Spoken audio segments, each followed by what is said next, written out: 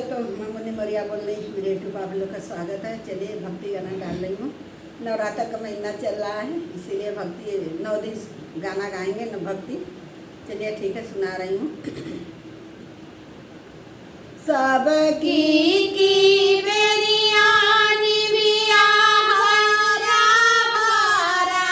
भइलू हो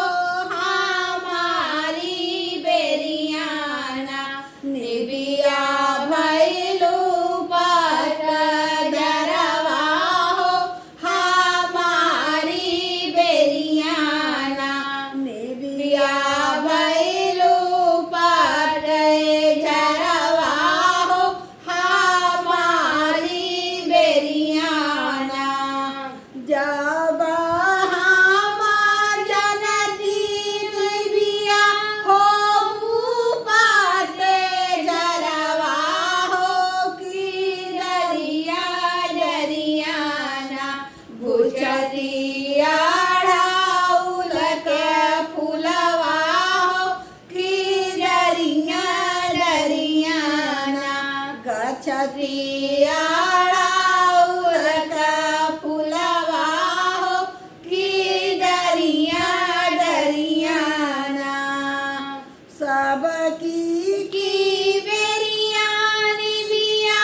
भइलू हरा भरा हो हमारी बेरियाना निबिया भइलू पते झरवा हो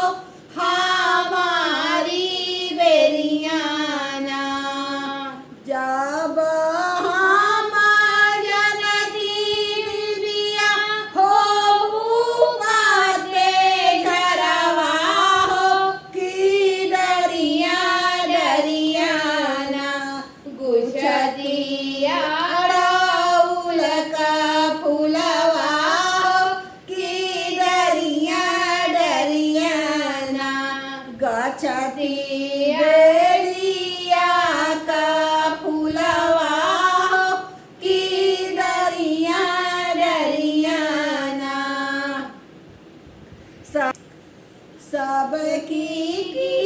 बेरिया निबिया हरा भरा भइलू हो हमारी बेरियाना निबिया भइलू पते झरवा हो हमारी बेरियाना निबिया भइलू पते झरवा हो हमारी बेरियाना जब हम जनती निबिया हो पते झरवा हो की डरिया डरियाना गुजरती चुनारी पियरिया हो की डरिया डरियाना गुजरती पियरी चुनरिया हो की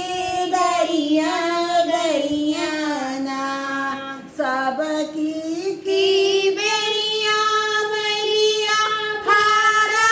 भरा भइलू हो हमारी